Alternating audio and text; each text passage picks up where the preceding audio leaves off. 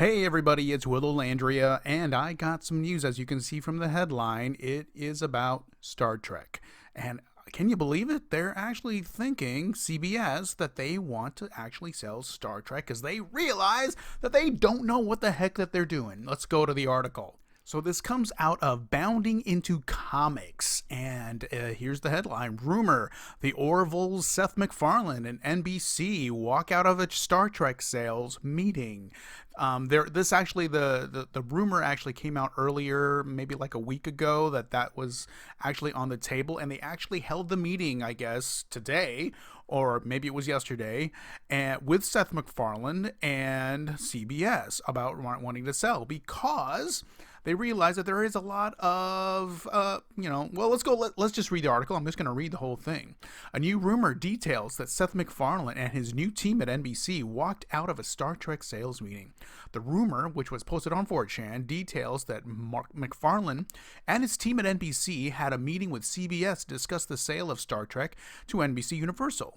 The meeting was scheduled for 2 hours, but ended up being done in half an hour. When MacFarlane and company walked out of the meeting. MacFarlane and his team reportedly walked out due to CBS's price being far, far in excess of what Seth was expecting.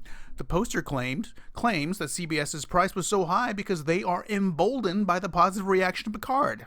I highly doubt that. However, they do note that MacFarlane and NBC did offer their own price and claims that it was fair. The offer allegedly includes all rights to movies and TV except those held by Bad Robot. You know what? Who cares? You know what? I think the Bad Robot Star Trek franchise is pretty much done. They could have done something later on, but I'm pretty sure it's over for now.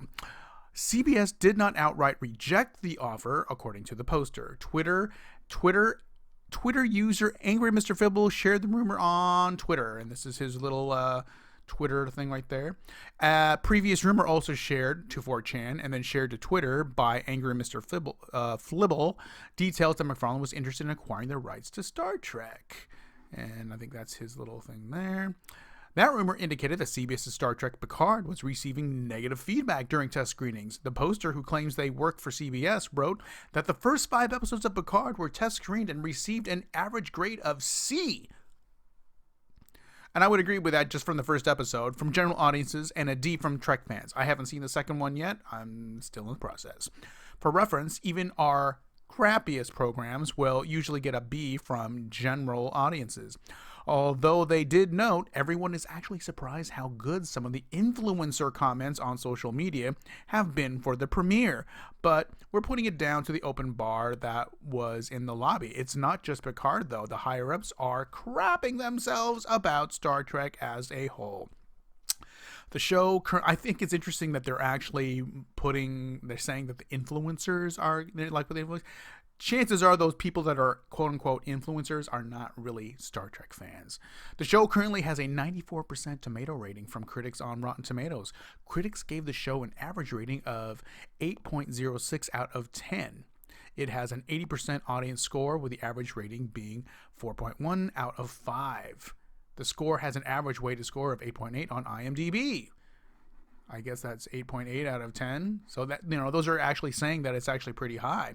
However, those numbers seem to be massively inflated. I would agree with that. Just because from that first episode, I think that hardcore fans who are really the ones that are going to want to shell out the money to get into CBS Access, they're the ones that are they're not really that excited about what they're doing there.